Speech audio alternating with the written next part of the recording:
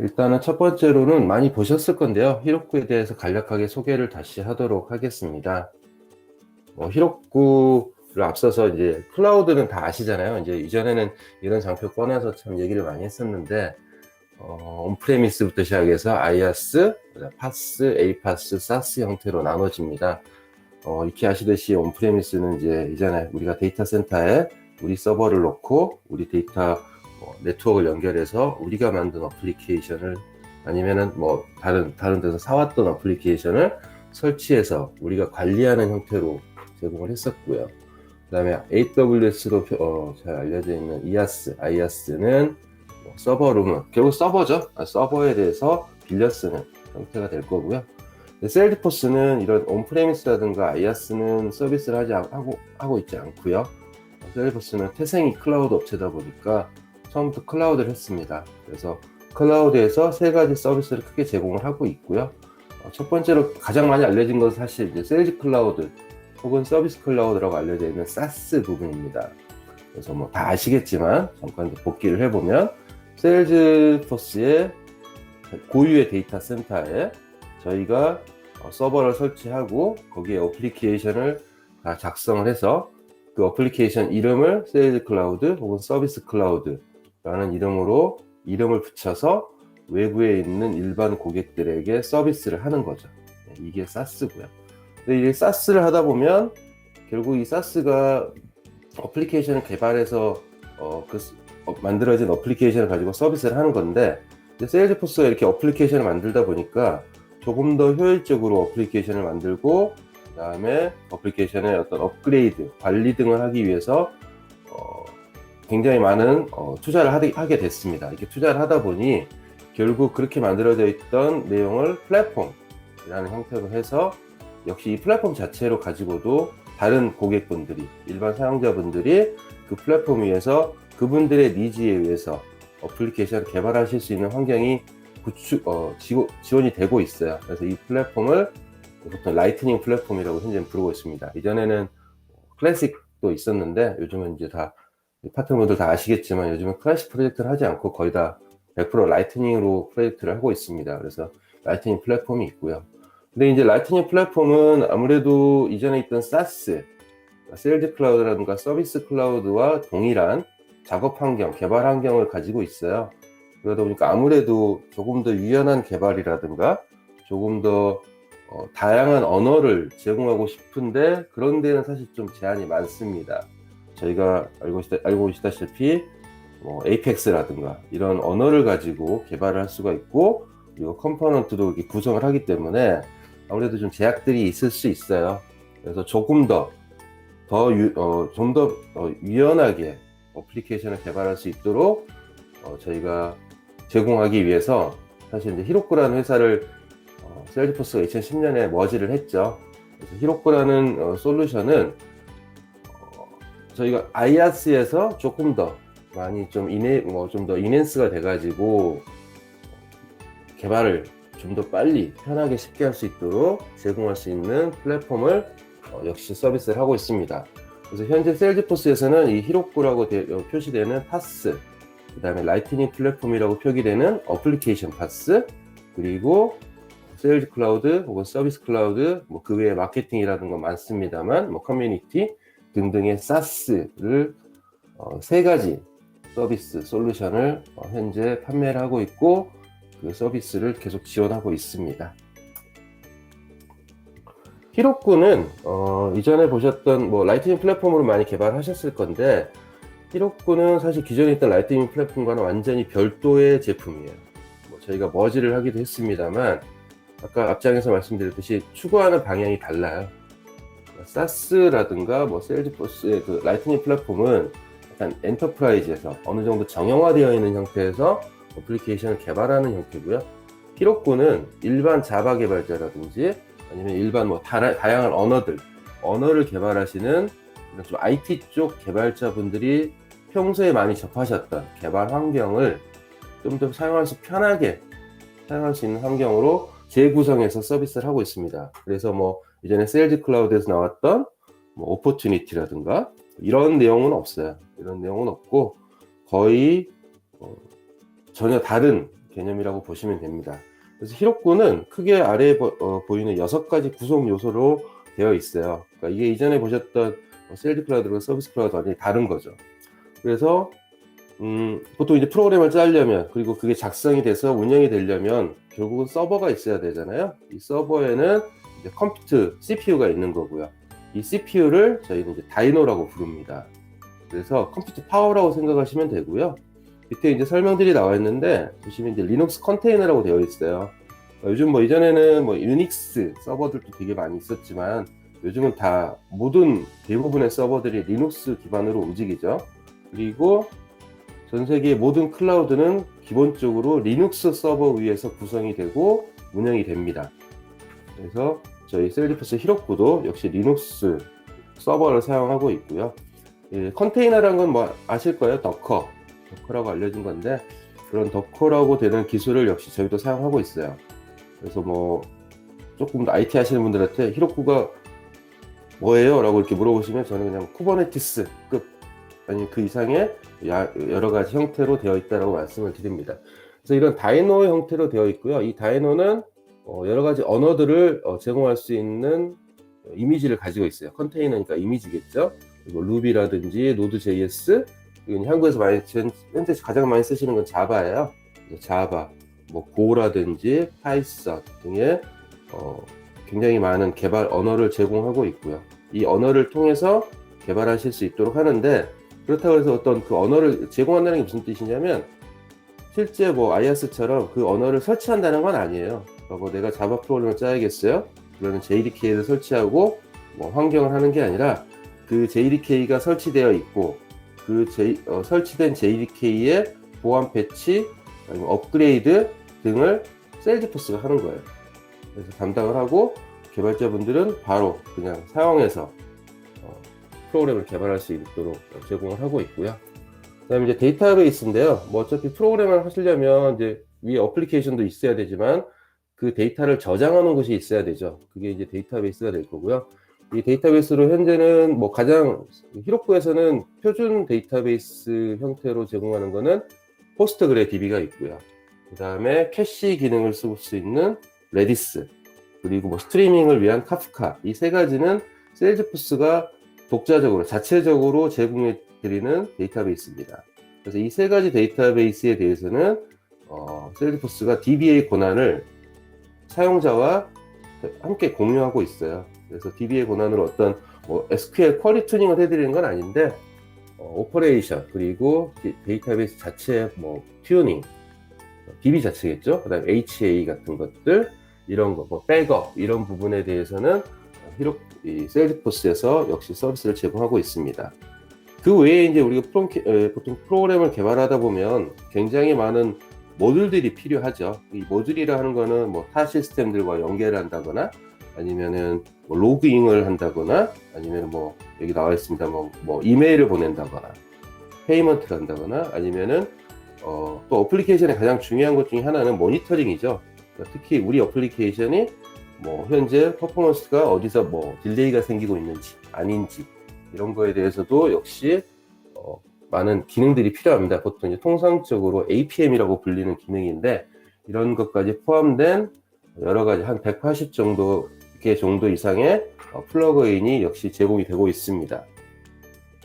그리고 이제 히로쿠 커넥이라고 있는데, 이건 이제 뒤에 말씀을 드리겠지만, 히로쿠의 가장 큰 사용 목적 중에 하나는 셀즈포스의 기존에 있던 SaaS 혹은 라이트닝 플랫폼에서 저장되고 있는 데이터에 대한 액세스입니다. 즉, 셀즈포스 뭐 셀즈 클라우드라든가, 아니면 서비스 클라우드라든가, 아니면 뭐 마케팅 클라우드도 뒤에 나오긴 하는데요. 그리고 뭐 라이트닝 플랫폼에 어떤 개발을 하셨단 말이에요. 그래서 우리가 오브젝트를 개발을 하고 그 오브젝트의 데이터들을 계속 입력하게 되죠.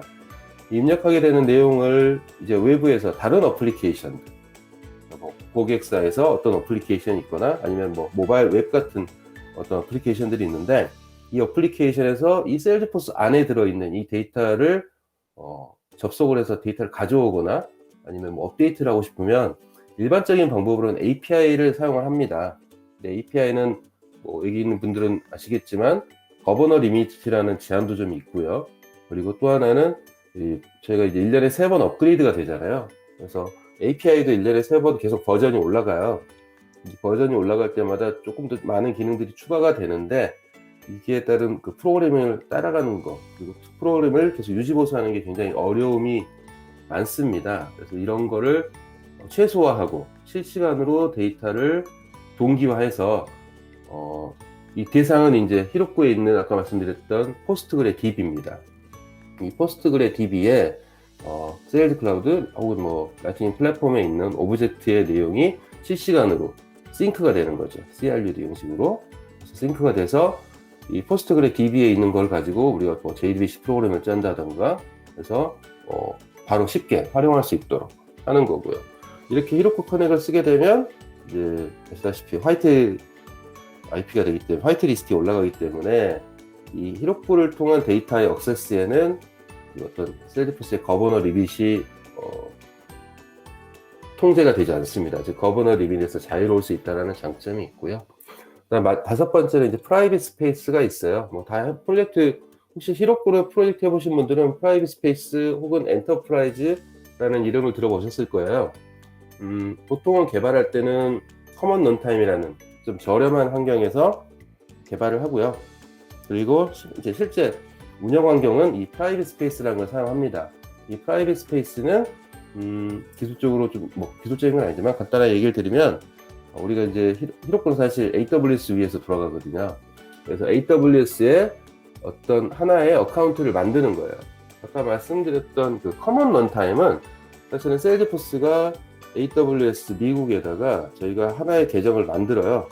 그리고 나서 그거를 여러 명의 히로쿠 사용자에게 공유를 합니다. 공유를 하기 때문에 아무래도 약간의 좀 위험성은 있을 수 있죠. 그리고 속도라든가 이런 저하가 생길 수도 있고요. 이런 부분이 있고, 그래서 대신 이거는 이제 개발 전용으로 활용을 하는 거고요.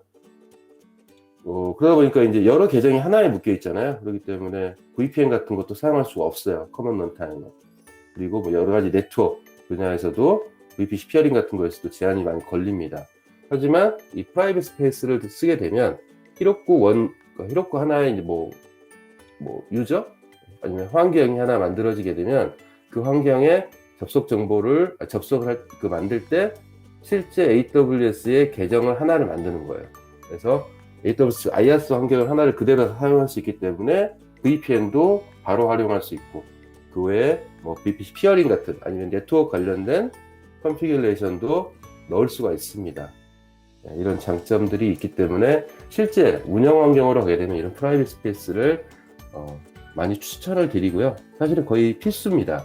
그래서 웬만한 뭐 엔터프라이즈, 웬만한 기업들, 고객사를 대상으로 하실 때는 항상 이 프라이빗 스페이스는 들어가줘야 된다라는 거를 기억을 해주셨으면 좋겠고요.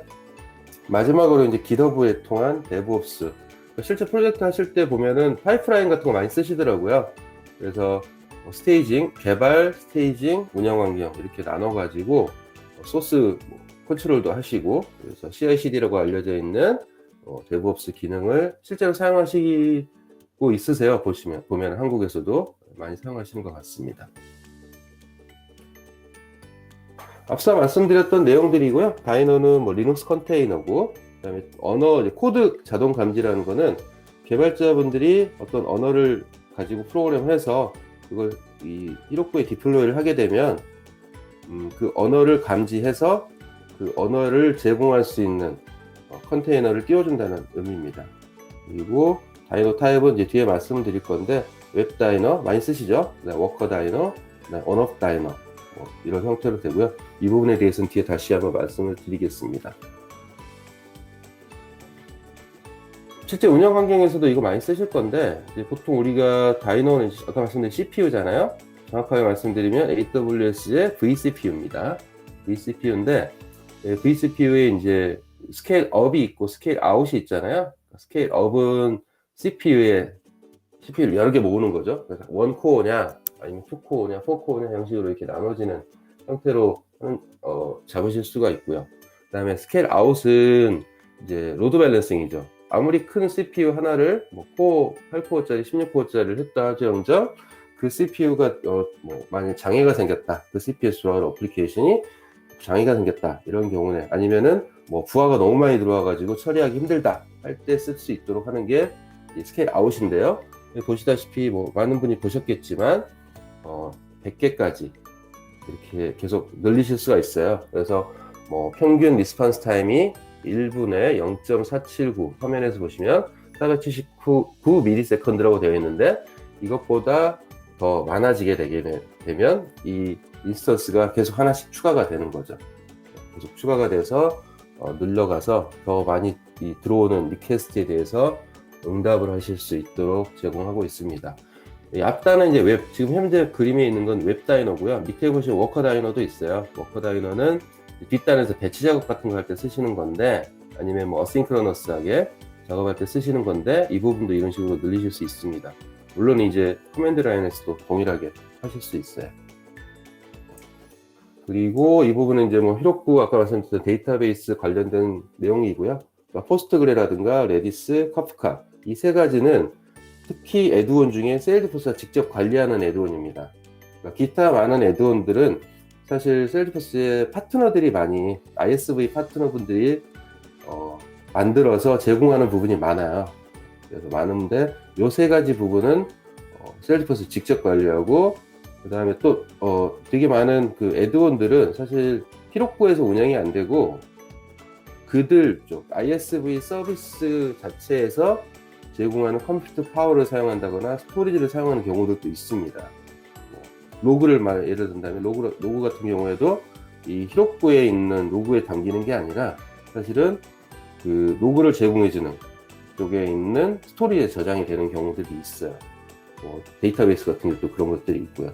요 세 가지는 히로쿠가 세일즈포스가 직접 관리하기 때문에 세일즈포스에서 아까 말씀드린 대로 메인터넌스를 하고 있습니다. 뭐 배치, 아니면 패치라든가 뭐 백업 같은 것들에 대해서도 세일즈포스가 직접 관리를 하고 있습니다. 나머지 기타 애드온들도 사용하실 수 있게 제공하고 있고요. 밑에 보시는 URL이 있어요. 엘리먼츠에 히로쿠닷컴에 가보시면 애드온들을 많이 확인하실 수 있습니다.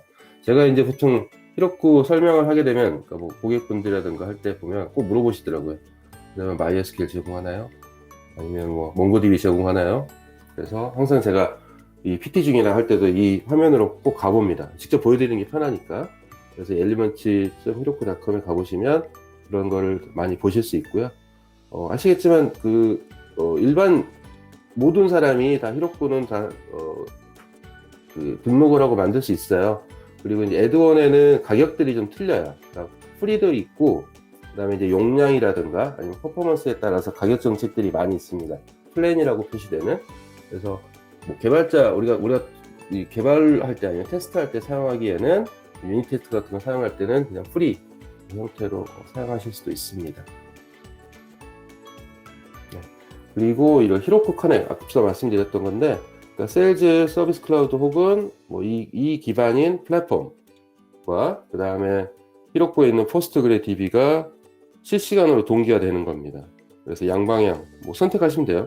한 방향으로 하셔도 되고 양방향 다 하셔도 되는데, 선택하셔서 실시간으로 그 세일즈 서비스 클라우드에 있는 혹은 라이트닝 플랫폼에 있는 데이터를 히로쿠에서, 우리가 사실 히로쿠는 이제 뒤에도 말씀드리겠지만 주로 쓰는 게 커스터머 어플리케이션을 많이 쓰거든요. 그러니까 보통 내부 고객용이 아니라 외부의 일반 고객들, 아니면은 뭐 파트너분들, 아니면 뭐 같이 일하시는 뭐 딜러분, 이런 분들이 사용하기 때문에 그분들이 순숙한 UI를 뭐 우리가 이전에 해왔던 자바라든가 뭐 HTML 통해서 만들고, 대신 데이터는 세일즈포스에 있는 데이터를 사용하실 수 있도록 제공하는 게 히로쿠 커넥입니다.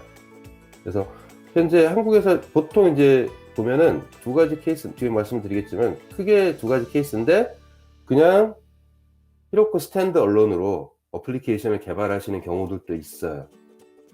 그리고 또 하나의 케이스는 이런 히로쿠 커넥을 통해서 이제 이 세일즈포스의 클라우드에 있는 데이터를 활용하는 이 두 가지 케이스가 한국에서는 굉장히 많이 활용되는 아키텍처로 거의 다 자리 잡고 있습니다. 히로쿠하고 AWS, 아까 히로쿠는 사실 AWS라는 IaaS를 활용해요. 그러면 뭐 IaaS 그냥 AWS 써도 되는 거 아닌가요? 라는 질문을 또 한 번 많이 받습니다. 뭐 그러면 히로쿠랑 AWS랑 뭐가 다른가요? 보통 이제 이걸 말로 해보세요 라고 하면 저는 이렇게 말씀을 드려요. 히로쿠는 웹 어플리케이션을 구축, 배포 및 확장할 수 있는 효율적인 장소를 제공하고요.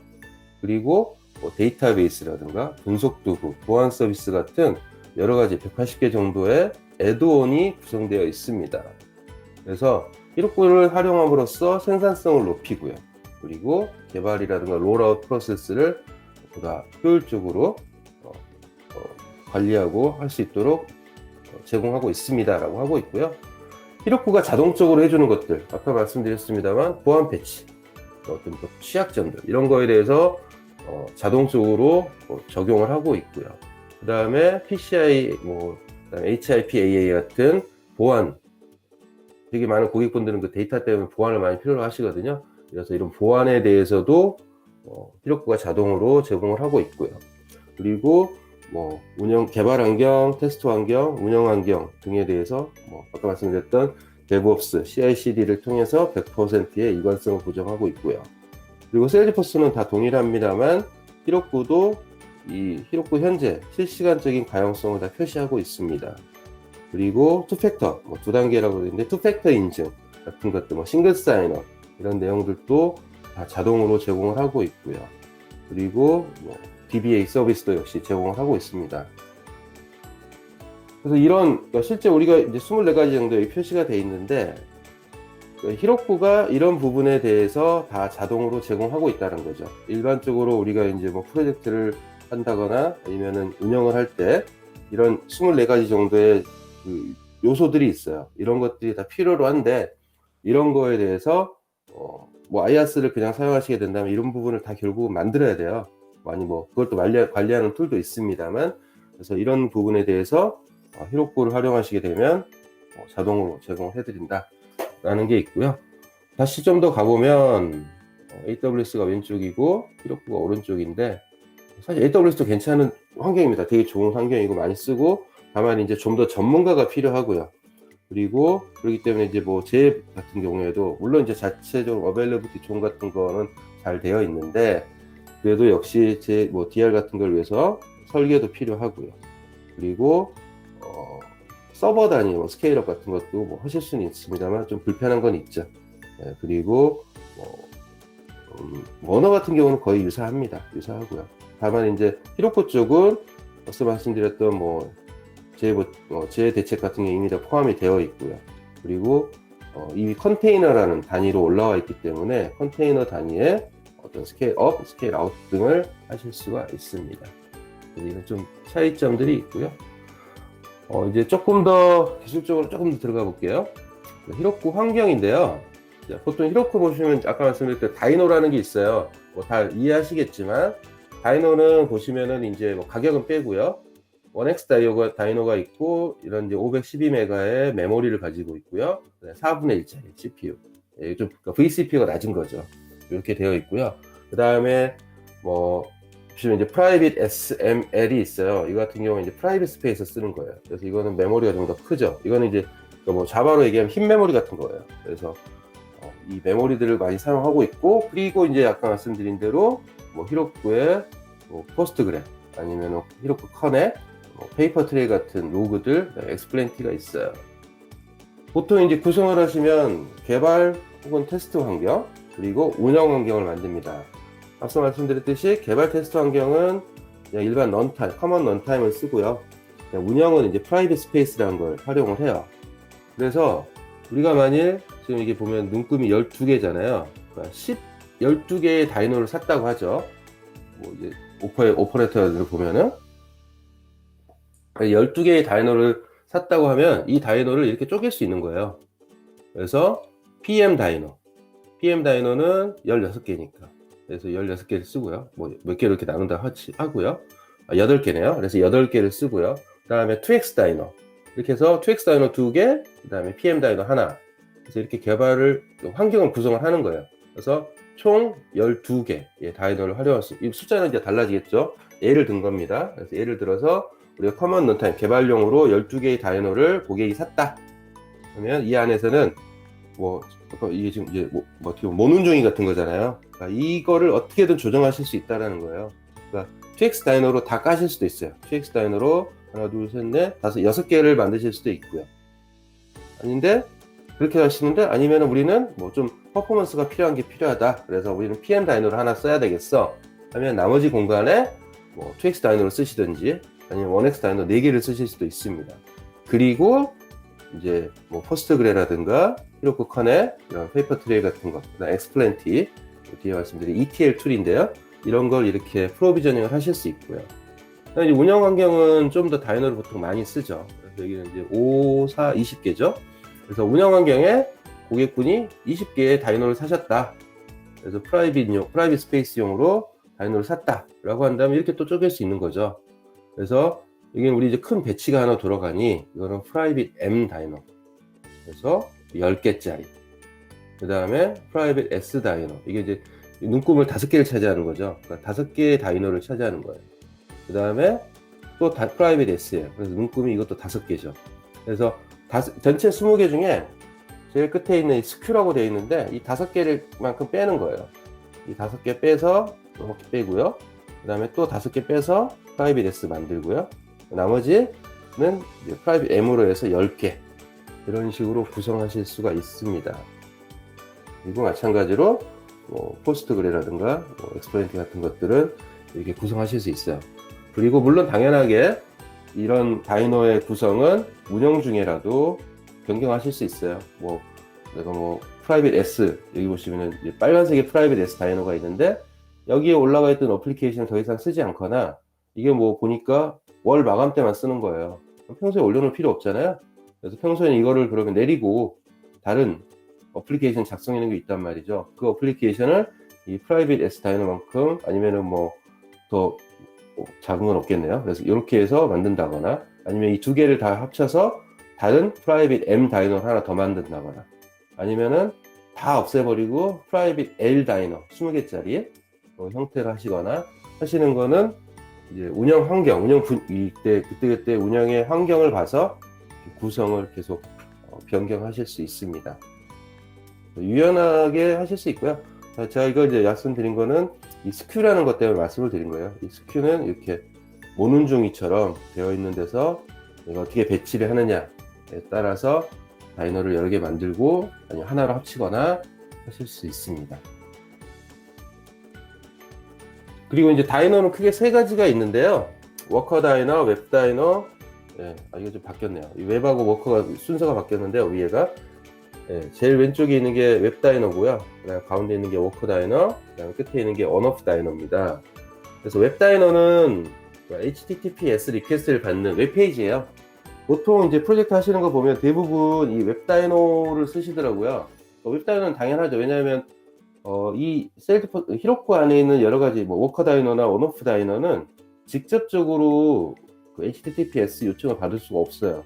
그 얘기는 뭐냐면 외부에서 접근할 수 있는 히로쿠의 어떤 서비스에 접근할 수 있는 유일한 방법은 웹 다이노입니다. 그래서 이 웹 다이노, 저 왼쪽에 있는 거야. 웹 다이노고요. 그래서 웹 다이노는 보통 이제 이걸로 하시는데 웹 다이노를 좀 키워가지고 그냥 이걸로 다 모든 걸 하시더라고요. 여기도 보시면 이제 뒤에 DB 그림이 나와 있는데 보통 이제 이렇게 해서 많이 쓰세요. 쓰시긴 하시는데 이제 아시는 분은 아시겠지만 이 웹 다이노는 끊었고 좀 헷갈리니까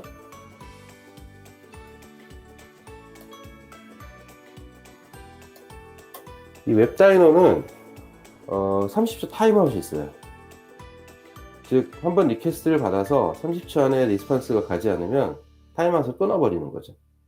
왜냐하면 많은 리퀘스트를 받아야 되기 때문에 어떤 하나의 리퀘스트가 온 거를 계속 잡고 있을 수는 없습니다. 그리고 이 30초는 하드 코딩이 돼 있어서 변경이 불가능해요. 그래서 이런 부분을 좀 감안해 주시면 좋을 것 같고요. 그래서 어떻게 해야 되느냐? 그래서 이제 뒤에 대안이 2가지가 있는데 첫 번째는 워커 다이노예요. 그래서 워커 다이노는 이게 계속 떠 있는 거예요. 이게 또 다이노니까. 뒤에 있는 온오프 다이노하고 좀 다른 건데 얘는 다이노가 떠 있어요. 다이노가 떠 있고 뒤에서 백그라운드 작업을 많이 합니다. 그래서 보통 무슨 작업을 하느냐? 배치 작업을 하죠.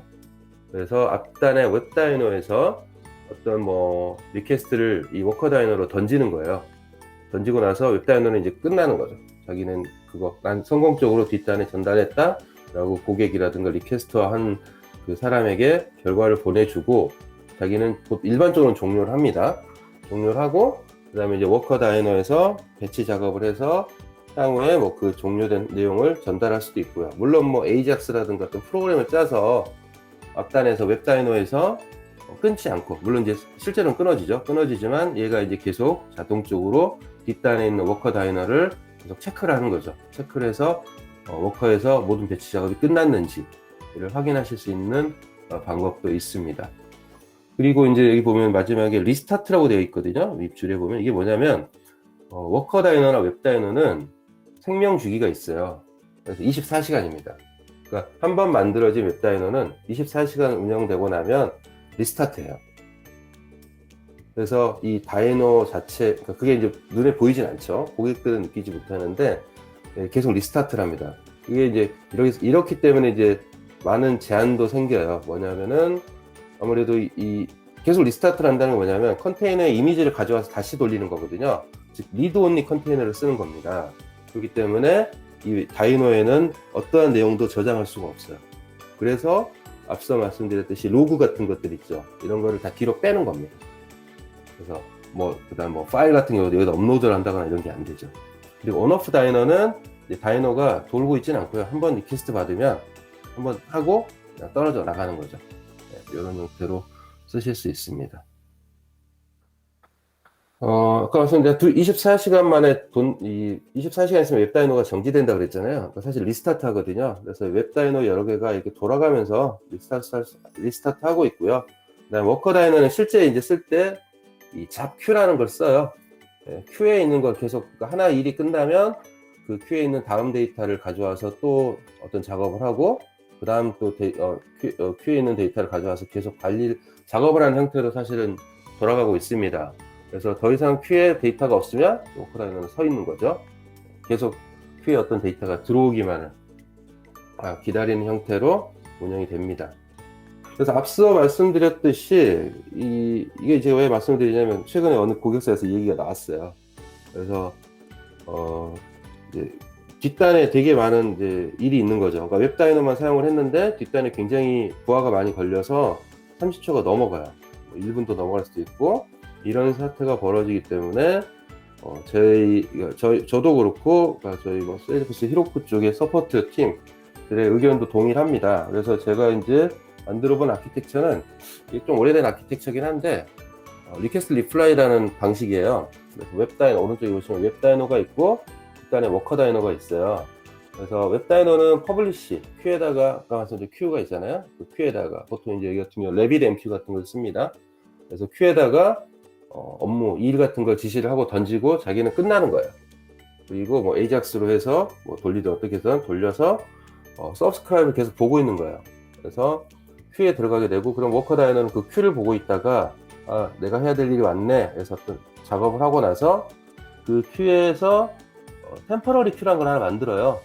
그러니까 사실 이거 웹 다이너가 만들어주는 건데, 그런 템퍼러리 큐에다가 그 데이터를 넣어주면, 결과 데이터를 넣어주면 웹 다이너에서는 그 큐만 계속 보고 있는 거죠.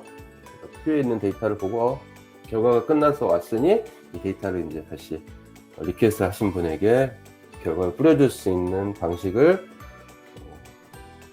이전에 많이 쓰던 방식인데요. 큐로 이거를 이제 그 히로쿠 쪽 서포트라든가 저 같은 경우에 많이 추천을 드리고 있습니다.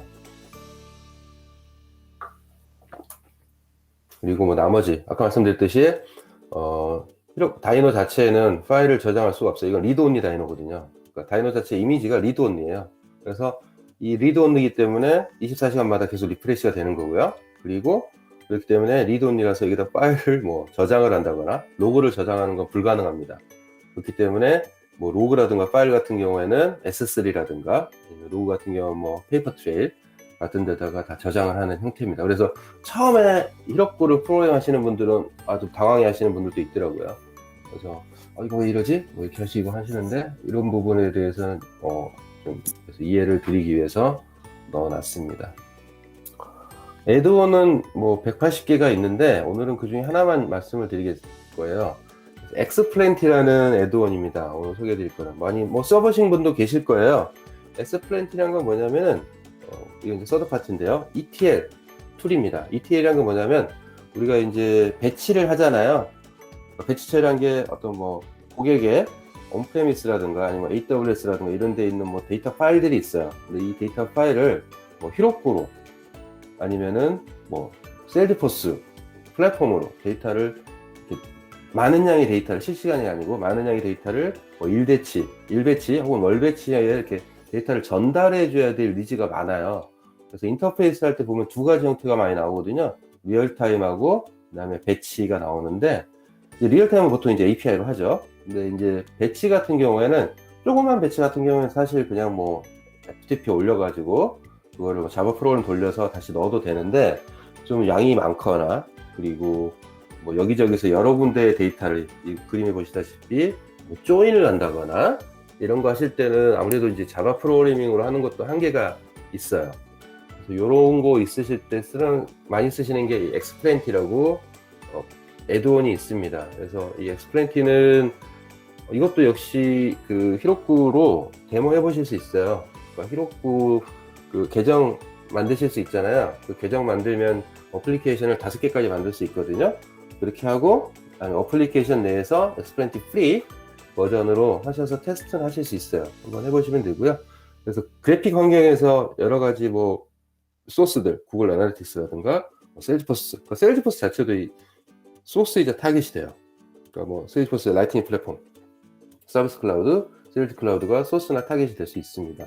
그래서 이렇게 데이터를 가져와서 이제 필드 매핑을 하는 거죠. 그래서 필드를 매핑해서 하나의 완성된 필드를 다시 다른 뭐 여기 같은 이제 아마존의 레드시프트인데 이쪽으로 이렇게 데이터를 넣으실 수 있게 제공을 합니다.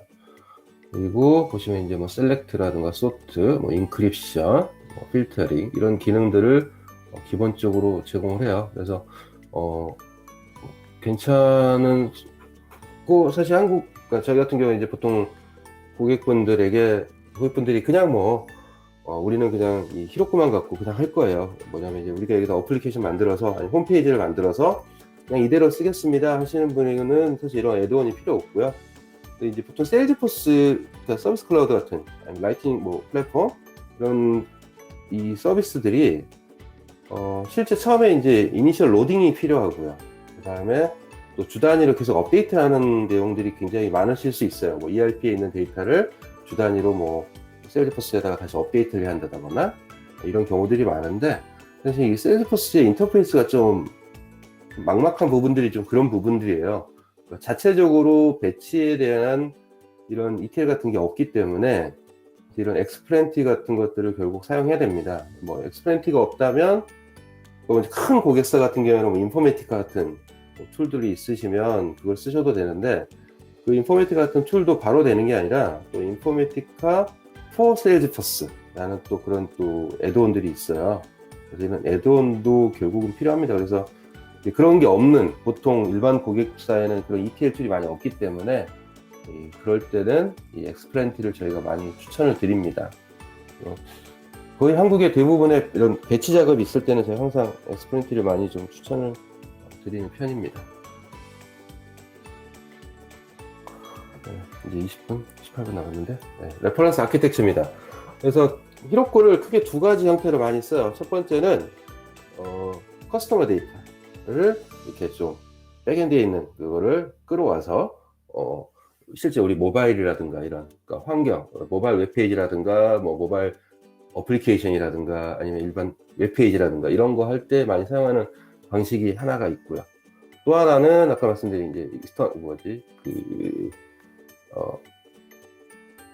히로쿠 커넥 같은 것들을 통해서 그래서 이제 뭐 더 데이터는 거기 있는 데이터인데 좀 더 리치한 커스텀 익스피리언스를 제공할 수 있을 때 하는 형태를 많이 사용을 합니다. 그래서 이제 아키텍처를 좀 볼까요? 많이 어떤 보신 분도 계실 텐데 이거 이제 짐볼이라고 좀 있으면 지났나? 블랙 프라이데이가 있잖아요. 지났는지 모르겠네요. 블랙 프라이데이 때 보통 보면 이제 짐볼 이런 데 많이 사죠. 이게 짐볼이가 이제 세일즈포스의 되게 다양한 클라우드를 사용해요. 위쪽에 보시면은 커머스 클라우드도 있고요. 그 다음에 오른쪽에 보시면 마케팅 클라우드, 서비스 클라우드, 아인슈타인 애널리틱스 등을 사용하고 있습니다. 근데 히로코는 어떤 목적으로 쓰느냐? 이제 두 가지가 있는 거죠. 첫 번째는 쿠폰, 또 하나는 로열티. 그리고 물론 이제 밑에 쿠폰, 뭐 리뎀션 하는 것도 있는데요. 근데 얘가 결국은 데이터를 양쪽에서 가져와야 될 거잖아요.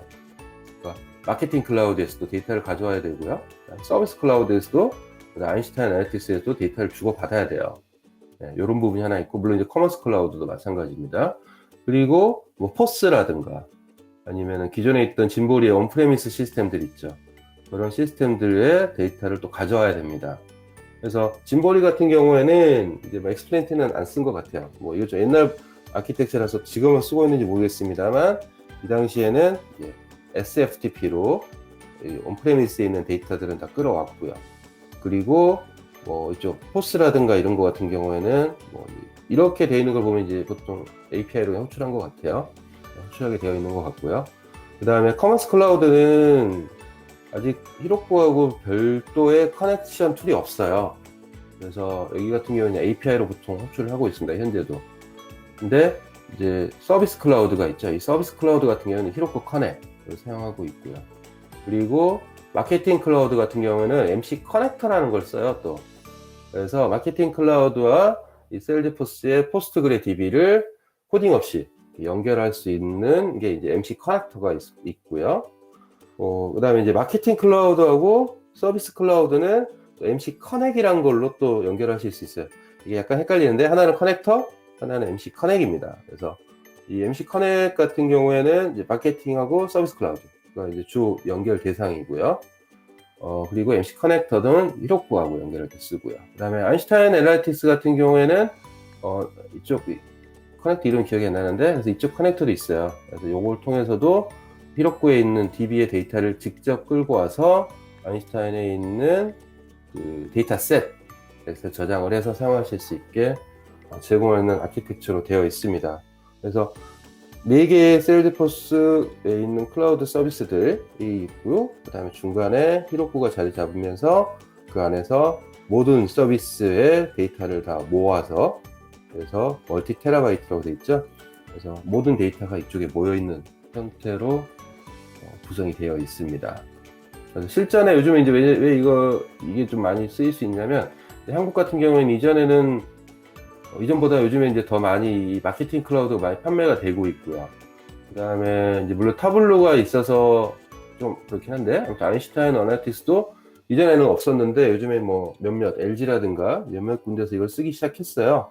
그래서 이런 부분에서도 뭐 이렇게 연결하는 걸 알아두시면 좋을 것 같습니다. 세븐일레븐 같은 경우에는 엑스플랜티를 썼다라는 거고요. 엑스플랜티를 통해서 SFTP로 파일을 받아서 히로코에다가 이렇게 JDBC로 넣어주었다라는 것도 있고요. 그 다음에 ADFS가 이제 애저에 있는 그거죠? 뭐지? 기억이 안 나네. 예, 그거 액티브 디렉토리 페더레이션 서비스인데, 이쪽 관련해서 이건 이제 SSO죠. SSO를 통해서도 이렇게 연결하실 수 있었고요. 그리고 이건 이제 베스트셀러인데, 여기도 보시면 이제 히로코가 가운데 있어요. 그래서 항상 나오는 게 이제 히로코 커넥을 통해서 뒷단에 있는 플랫폼하고 연결을 했고요. 그 다음에 이제 히로코 커넥을 사시면 사실 셀즈포스 커넥이 같이 포함이 돼 있어요. 이 DB에 대해서는. 그래서 OData, 그러니까 즉 히로코에 있는 포스트그레 DB가 OData로 오픈이 돼요. 그래서 그걸 통해서 연결하셔서 보실 수도 있고요. 그 다음에 여기 같은 경우에도 이제 이 옷 파는 곳이거든요. 옷 파는 곳인데, 스토어라든가 이런 쪽하고 연결해서 뭐 한국만큼 복잡하진 않겠지만 쿠폰 같은 것들 아니면 로열티 같은 것들도 일반적으로 많이 제공을 하고 있습니다. 특히 여기는 굉장히 큰 데이터 DB를 가지고 있습니다. 이게 중국하고 아시아 쪽에 기존에는 시브를 썼던 걸 다 마이그했던 내용이거든요. 굉장히 큰 데이터를 히로코에 저장하고 있습니다. 이건 이제 다시 한번 복귀하는 건데요. 자, 보시다시피 첫 번째, 세일즈 클라우드, 서비스 클라우드, 아니면 커뮤니티 클라우드 등과 연결할 때, 플랫폼 연결할 때는 히로코 커넥을 쓰고요.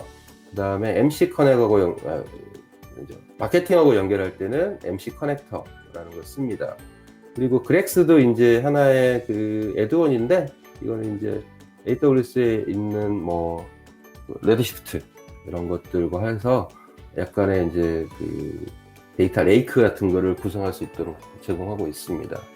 그리고 한국에서는 아직 좀 어려운 상황이긴 합니다만 또 뮤를 통해서 기존의 ERP라든가 뭐 IoT 같은 것들, 구글 클라우드 이런 서비스들과 연계하실 수도 있고요. 그리고 아인슈타인의 애널리틱스 커넥터네요.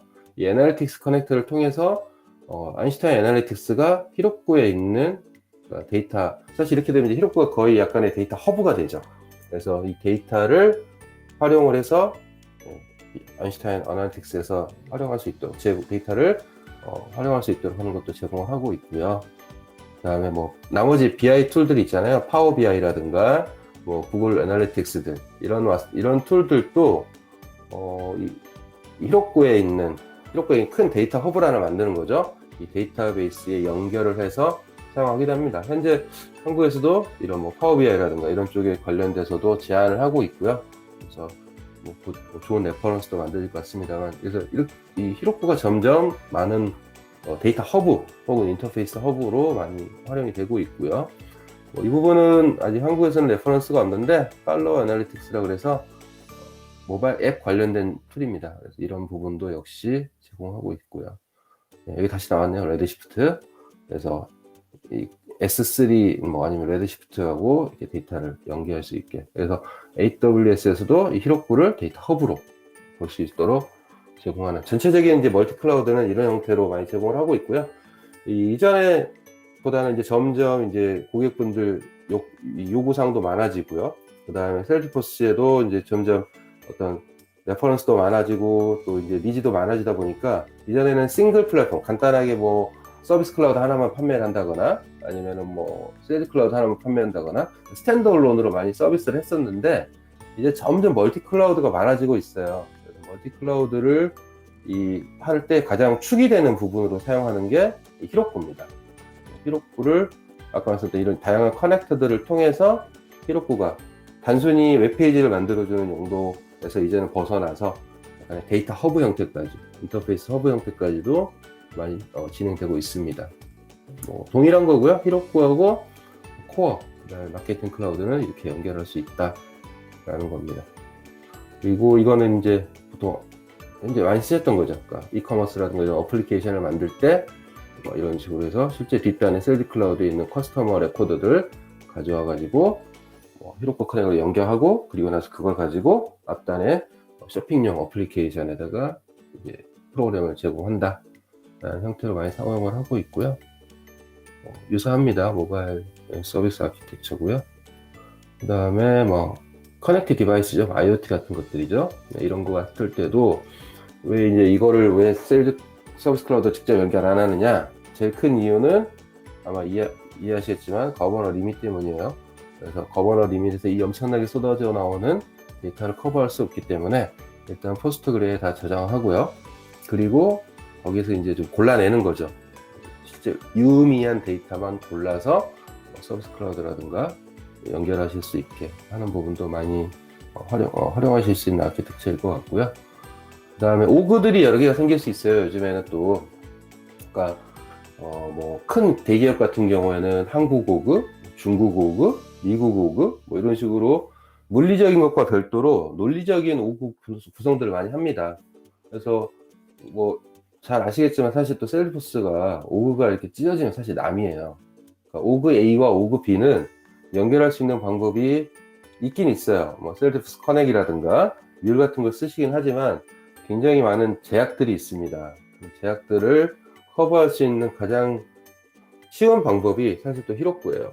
그래서 여러 멀티 오그들이 있을 때 그 멀티 오그의 데이터를 중앙에서 모아서 뭐 다시 또 싱크를 해서 뭐 A에 있는 걸 B로 넘겨준다거나 아니면은 총괄 앞에다 세우는 거죠. 그러니까 가장 왼쪽이 총괄, 뭐 헤드쿼터가 되겠죠. 그래서 각 오그들이 있고 헤드쿼터 오그가 왼쪽에 존재하게 되고요. 그 존재하는 거를 히로쿠 커넥을 통해서 데이터를 다 총괄해서 각각 오그들의 현황 아니면 뭐 여하튼 이제 리포팅인데 각각의 뭐 오그들의 내용을 받아서 헤드쿼터에서 통합 대시보드를 만드는 거죠. 그래서 통합 대시보드를 만들어서 리포팅 할 수 있게 하는 형태로도 많이 제한이 되고 있습니다. 그래서 오그가 여러 개가 되면 기록구가 가장 손쉬운 방법이 되긴 해요. 물론 이제 오그들 간에 뭐 양해는 있어야죠. 서로 데이터를 뭐 보지 않게 한다든가, 물론 볼 수는 있겠지만 보지 않는 걸 양해를 한다거나 하면은 가능하실 수 있을 것 같습니다. 네, 뭐 이것도 비슷한 내용이고요. 그래서 마지막인데요. 1시간을 너무 막 달려온 것 같은데, 기록부는 앞서 말씀드렸지만 크게 이제 보통 어플리케이션을 만들다거나 유저 익스피리언스를 올려주는 방법도 있고요. 그 다음에 또 하나는 세일즈포스의 데이터를 실제 이제 활용을 해서 보다 넓게, 그리고 뭐 아까 말씀드렸던 다양한 아키텍처가 나왔는데 이렇게 다양한 방법으로 사용하실 수 있을 것 같습니다.